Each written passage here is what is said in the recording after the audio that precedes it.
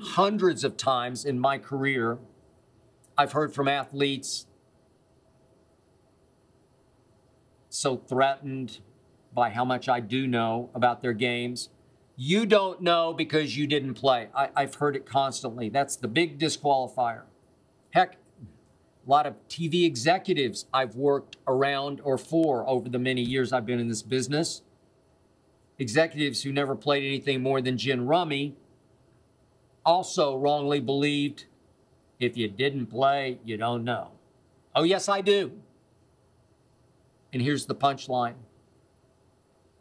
So many great team builders and coaches in today's games, NFL, NBA, MLB, did not play above the level I played. A few examples, just a few because there are millions. Zach Kleiman has done a fantastic job building the Memphis Grizzlies. Last year's Executive of the Year in the NBA. Did not play high school basketball. Didn't even play high school basketball. Taylor Jenkins, great young coach of the Memphis Grizzlies, did play high school basketball, but that's all. At a private school I know in Dallas called St. Mark's. That's all he played. Does Ja respect him? I think so. Does Ja believe in Zach Kleiman? I'm pretty sure he does. But how does he know he didn't play? He learned. Greatest GM of the last 20 years in pro basketball, R.C. Buford of my San Antonio Spurs, was a walk-on football player at Oklahoma State, a football player. Go figure. How did he learn? He went and worked for Larry Brown at Kansas, getting coffee for the coaches. That's how he learned. Sam Presti, small college basketball player. Brad Stevens, D3 basketball player at best. Lawrence Frank, Clippers team builder. Never played. Team manager for Bobby Knight at Indiana University. Daryl Morey, the genius Daryl Morey, now with the Sixers. Didn't even play high school basketball. I could go on and on.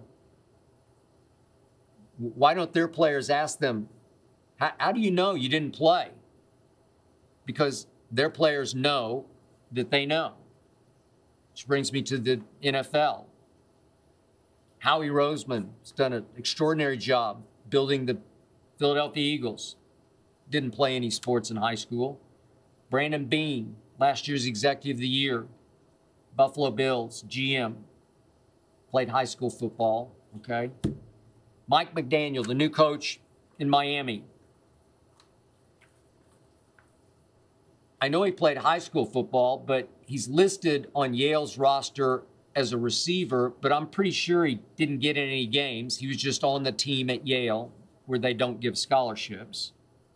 Okay? Bill Belichick, the great Bill Belichick. He was mostly a D3 lacrosse player at Wesleyan. Did play a little bit of football, but come on.